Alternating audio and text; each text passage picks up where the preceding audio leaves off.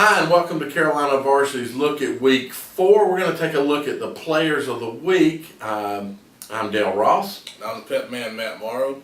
For the game on Thursday, West Meck versus Independence, I got several guys I want to shout out as my player of the week here. First one, and I swear I don't mean to do this every week, but he keeps making me do it. Sean Wilson. Oh my goodness, yeah. 23 carries, 208 yards, 2 touchdowns, including the game winner, with 2 minutes to go. Like I've said before, he's got all kind of schools going after him. Whatever school gets him, you're going to be very lucky and very blessed to have that kid. Van Smith, who's committed to Clemson, 89 yards rushing. He played a lot of one-on-one against Kofa, the star receiver for Independence. He was the punter, and he also played wide receiver. And I'm sure he was fetching guys water the few times he was out of the game. Maybe selling popcorn. He did everything. Those two were a big reason why West Meck beat Independence. Also want to shout out both the West Meck offensive lines and defensive lines. If I could have found a roster for West Meck, I would say every kid's name on those lines, but I couldn't. But I know Sterling Houston's a left tackle. When you're the only returning starter, you have to be a leader. And he brought those guys together on the offensive line. And they got push on that Independence defensive line, which allowed West Meck to run the ball, control the game. Great job to both offensive and defensive lines for West Meck. The one Independence guy I want to shout out, Dion Washington, had 2 returns for touchdowns, a kickoff return and a punt return for a touchdown. It got so bad, they didn't even kick to him anymore. On the kickoffs for West Meck, they just kicked the ball out of bounds. It's the craziest thing I've ever seen. That's how good Dion Washington was, and that's why he's a player of the game for me as well. All right. West Meck coaches, get us that information that you told me you'd get us. That includes rosters would be great. I attended obviously the Olympic and Hopewell games. So I have a couple kids I want to shout out. Yeah. Mainly, the main kid that stood out to me was Darius Means.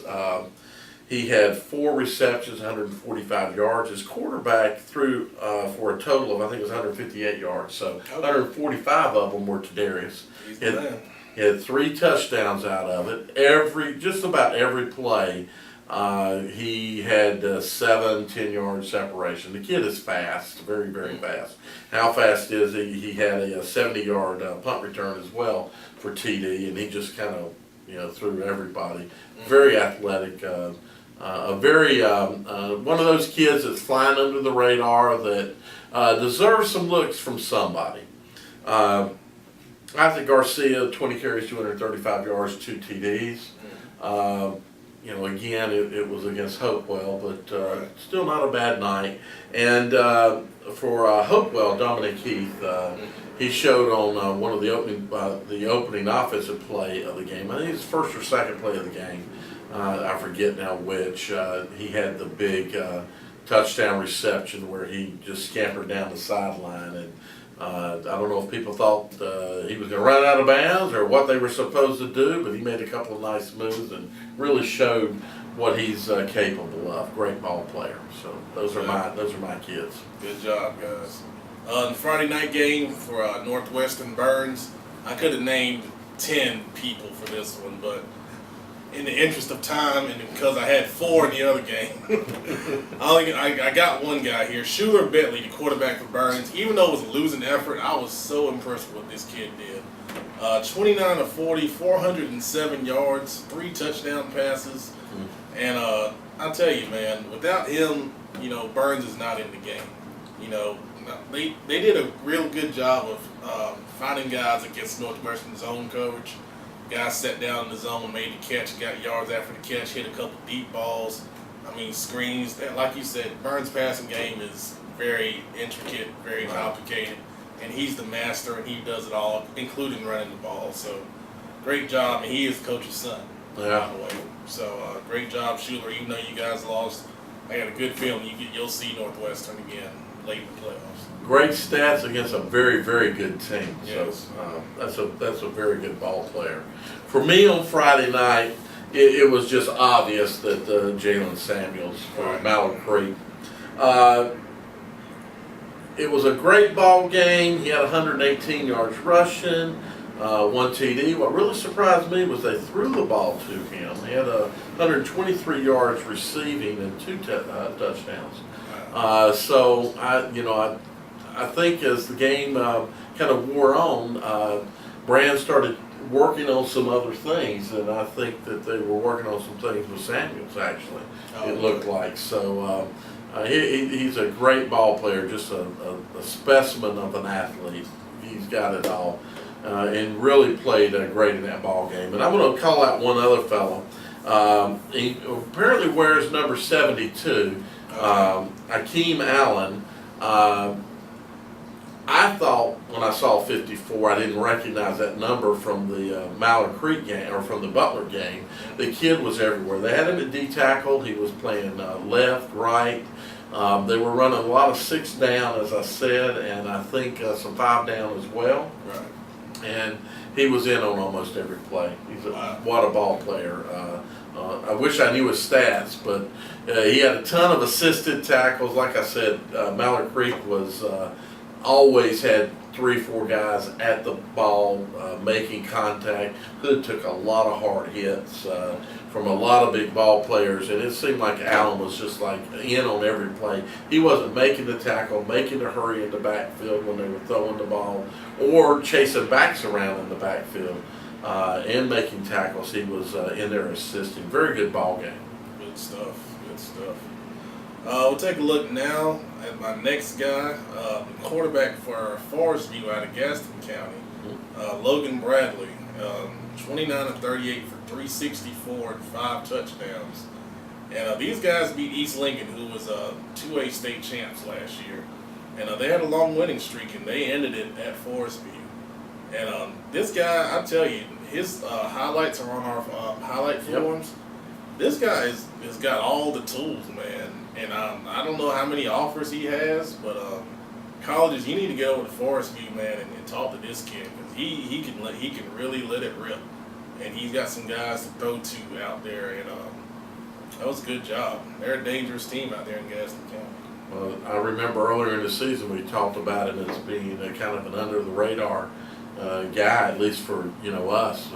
Very good ball player, great ball game. Yeah. For me, as we've asked in the forum, we've asked people to submit names because we can't see everybody. It's a lot of work for us to try to go out and research and read articles to find out who did what. It'd be great if coaches, you would nominate people. Fans are nominating, and Britton King of Harding was nominated. And his stats are pretty impressive. He had 10 carries, 163 yards. He played wide receiver and DB, and apparently they either ran some jet sweeps with him or he played running back as well. 3 catches, 61 yards, had 3 TDs, had a 56-yard interception return for a touchdown. All of that against East Mecklenburg last week. Great stats. Sounds like you had a great game, son.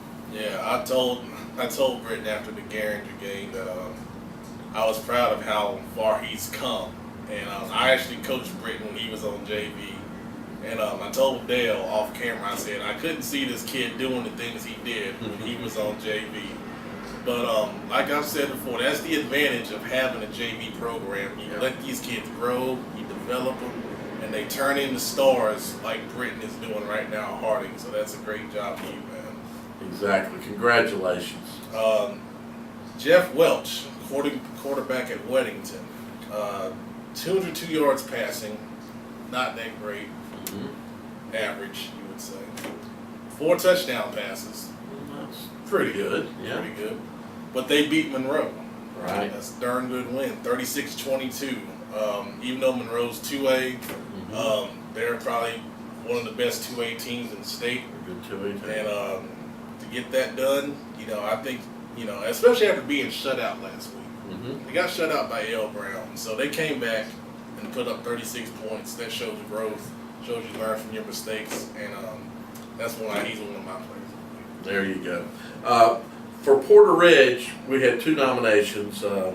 Isaiah Hicklin, quarterback, 13 of 20, 241 yards, 1 TD passing, 1 rushing TD. So, those are those are kind of average stats. Not, it's good stats, good to have. We need more nominations, people. Luke Bailey, Porter Ridge, also wide receiver, DE. He had 58 yards receiving, punt return for TD, sack, a fumble recovery, and I guess a big week for him. He's been invited to the Blue-Gray game. So, what's that show, Best Week Ever? Is that still coming on? Don't know. Yeah, that's probably one of his best weeks ever. That's a good week. And just to throw out the person who nominated Winch, I think it was, also nominated David Lamb, the kicker, punter at South Mecklenburg. No stats. Apparently he was punting a lot in this ball game. They lost, what was it, 51 to 10. So he was punting a lot and not kicking too much. But congratulations. Somebody recognized you for playing well. Good job. My last two guys, Omar Baker, the quarterback at Berry, threw for 245 yards and 5 touchdowns. Great game. Even though they lost 45-39 to A.L. Brown, Yep. That's the kind of performance that Berry's going to need going forward and going into conference play. And last guy, Chad Surratt, quarterback at East Lincoln. He's only a sophomore. Did a great job as a freshman last year, helping them win a title. But he had 232 yards rushing at the quarterback position, 3 touchdowns, 166 passing, and another touchdown, and a losing effort at Forest View. Great job to you, son. Congratulations. Those are our players of the week. We'd like to have more nominations. We'd like to be able to cull, weed out, not have to throw everybody that comes